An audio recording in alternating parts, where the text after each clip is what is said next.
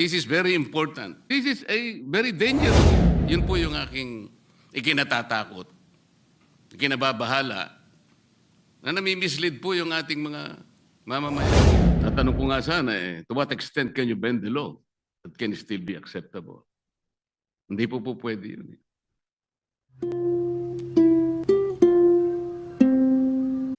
Mr. President, even for this issue alone, can I respectfully move that maybe we can suspend our rules? I want to hear personally the Ombudsman to say it for himself.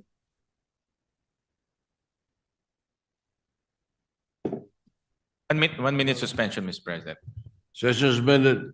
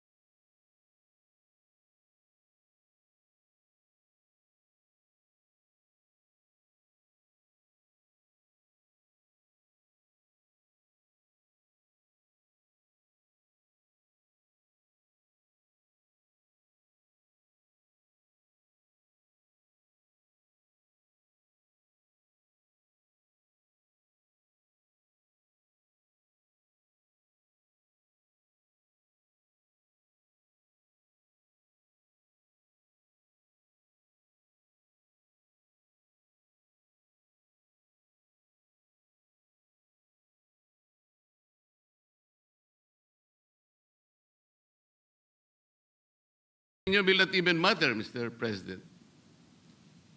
Does that opinion will even prevail over the strict provision of law? Yun po yung aking ikinatatakot, ikinababahala, na nami-mislead po yung ating mga mamamayan. Pati ang ating processes po ay nalalagay sa alanganin. That's why this is very important na kailangan po masettle natin ang isyong ito. We cannot bend the law.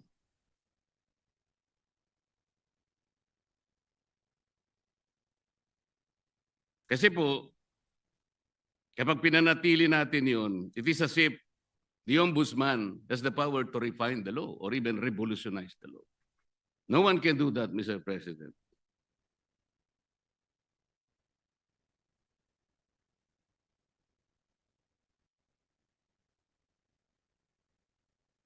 Kasi po, tingnan na, ito pa po yung nakakabagabag. Still falls on this very subject, Mr. President.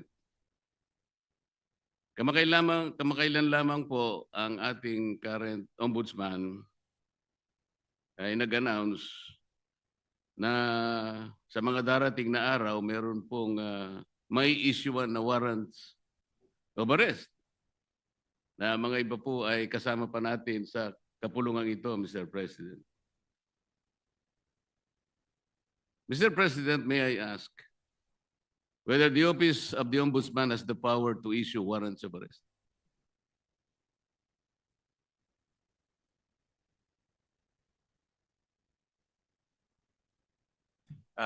No, Mr. President.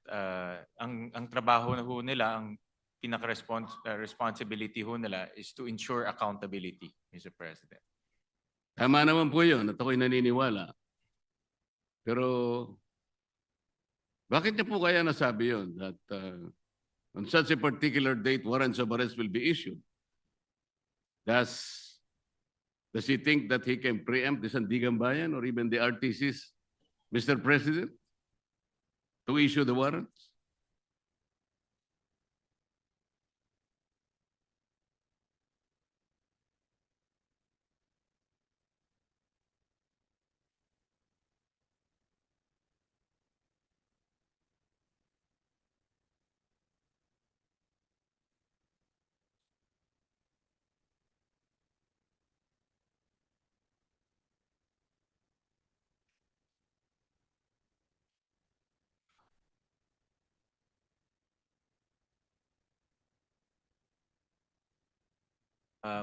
Mr. President, this is a indicative timeline. Meron ho kasing sinusundan ng ombudsman na timeline at base po doon sa mga nakita nilang ebidensya, nakita ho nilang mga krimen na ginawa po ng iba't ibang personalidad. Kaya po ito ay parte lang po ng kanilang timeline. At yun lang naman po yung inexplain ng kasalukuyang ombudsman, Mr. President. Mr. President, the Office of the Ombudsman is following a timeline. So paano po niya nasabi na on December 5th? Ano na yun? Anong date po ba yun? Ito po yung nakakatakot, Mr. President. Paano po natin mapapaniwalaan na sa timeline na sinet ng ombudsman, may palalabas niya yung warrants of arrest? Hindi ba ang ibig sabihin nito, pwede niyang i-preempt ang decision ng Sandigan Bayan or the RTCs because he's following a timeline. And the most intriguing issue here, Mr. President, is that he might be able to influence and preempt the decision of the RTCs and the Sandigan Bayan. Just to make that timeline a reality. This is a very dangerous proposition, Mr. President. But Mr. President, hindi naman po, no, dahil alam naman ho natin ang Sandigan ay under the ambit of the judiciary. Iba naman po ito sa trabaho po ng ombudsman. Pero bilang ombudsman, nakikita ko ho na dahil sila po ang magfa-file ng kaso, very optimistic ho sila na yung kanilang ifa-file na kaso meron pong kinahitnatnan at meron pong resulta. So yung resulta na gusto ho nilang mangyari ay mag-issue ho ng warrant of arrest. So, kasi very confident sila na yung kaso ay matibay. At very confident ho sila na yung ebidensya ay matibay. At yun din po ang gusto natin lahat. Ako po, very hopeful rin po ako na yung kanilang kaso at kanilang ebidensya ay matibay dahil ako rin po bilang isang Pilipino, gusto ko rin pong managot yung mga taong dapat managot. Pare-pare po natin gusto mapanagot natin ang may kasalanan, Mr. President. Wala pong debate doon. Hindi po yun ang punto ng pagtatanong na ito, Mr. President. But the ability of the Office of the Ombudsman to predict even the timeline when the warrants of arrest can be issued is something that is troubling, Mr. President. Parang ang mangyayari, ayaw ko mang isipin yun. Ayaw ko rin naman talagang mangyari yun. Somebody can even preempt or influence the time when the RTC or the Sandigan Bayan may eventually issue the warrants of arrest. Sana wala nang ganung klaseng announcement eh. Kasi nakakapagduda kasi, Mr. President. Tingnan po ninyo, when the Sandigan Bayan or the RTCs eventually issues the warrants of arrest, do you think the persons or kung sino man yung involved na yun, that the Office of the Ombudsman wants to be arrested, pwede nilang questionin yung impartiality ng Sandigan Bayan or even the RTCs? Because there was already a timeline announced by the office. This is the thing that is very intriguing, Mr. President. But Mr. President, with all due respect to the esteemed senator from Tarlac and Pampanga, with all due respect po, ito ay isang indicative timeline na tinitignan ho nila. Wala ho silang control sa magiging desisyon ng Sandigan. Wala ho silang control kung ano po magiging takbo sa Sandigan. Pero base po sa kanilang experience at base po sa kanilang pag-ayos ng kaso, lalo na po sa pagtingin po sa ebidensya, ito po yung tinitignan nilang timeline na pwedeng mangyari. Pwede rin ho yan hindi mangyari. No? Pwede rin ho yan iba po ang pupuntahan ng kaso. Pero naglalagay lang ho sila ng timeline para po makita naman ho nila kung ano po ang magiging takbo po ng kaso. At marami hong ganun. Actually, marami, pag nanonood po ako ng mga political shows sa YouTube, marami pong mga political analyst, mga legal analyst, sinasabi ho nila, ano po ang magiging takbo ng kaso, kailan po may makukulong, kailan po may i-issue ng mga warrant of arrest. Yan po ay based on their analysis and experience. Pero wala hong assurance, hindi ho yung magiging 100% na ganun po ang kinahitnatnan po niyan o ganun po ang kalalabasan. Ganun din po sa ombudsman. Ito po ay sa kanilang tingin ay posibleng mangyari. So do you think announcing a particular timeline, Mr. President, is even necessary?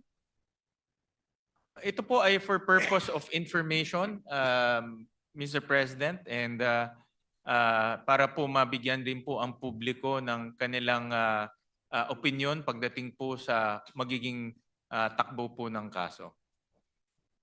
Mr. President, ang sinasabi po ng representasyon na ito, hindi naman kailangan pang i-announce yun eh. Dahil magkakaroon lang po ng pagdududa ang ating mga mamamayan, lalong-lalo na po yung mga taong gusto nating ipa-aresto, sapagkat hindi naman kailangan na mag-announce pa. Kasi kapag sinabi mong meron po kaming timeline, parang siguradong-sigurado na po kasi ng opisina ng ombudsman na talagang mag-i-issue yung either the Sandigan Bayan or the RTC doon sa panahon na kanyang tinutukoy. Di ba, may isip ninyo, nasa ilalim pala ng impluensya ng ombudsman o ng RTC Ang mga korte, naiimpluwensyahan pala ng ombudsman ang mga korte. Ganun po yung magiging maaring isipin. Maaring hindi totoong yun ang gustong gawin ng ombudsman. At naniniwala naman ako na hindi niya intention yun. Ngunit para bigyan po ninyo ng pagdududa ang ating mamamayan, lalong-lalo na po yung mga taong involved nga at gusto nyo ipa-aresto, parang hindi kailangan pong mag-announce pa eh. That is the only point, Mr. President. Yeah, I'm sure andito po ang ating ombudsman at nakikinig ho siya sa mga suhestyon ng ating senador at bibigyan ho nila yan ng konsiderasyon. Salamat po sa sagot. Mr. President, yung ating pong deputy, ano yung tawag doon? Deputy Overall Ombudsman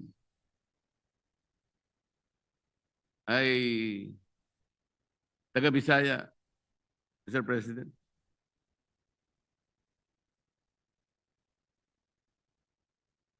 Yung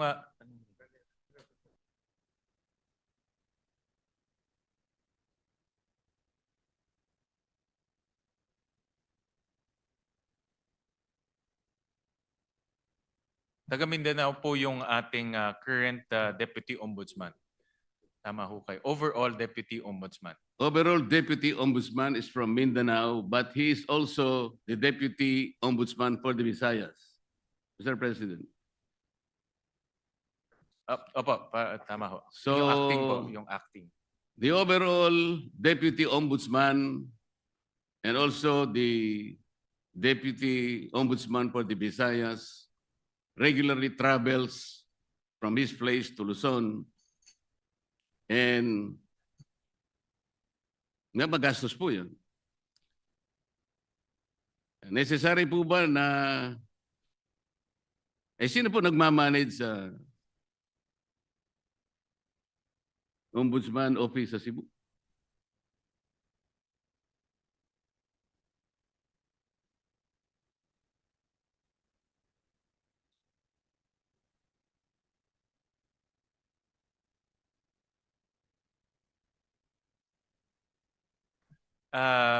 Mr. President, Senator Marcoleta, temporary po na bakante ho yung position na yon.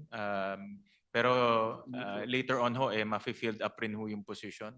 Pero sa ngayon po, dahil bakante ho yun, minomonitor po ng ating ombudsman itong mga opisina ito gamit po ang modernong teknolohiya tulad po ng Zoom, tulad po ng conference calling. So in other words, hands-on po ang ating ombudsman na sinisigurado niya itong mga opisina na ito ay tumatakbo ng maayos.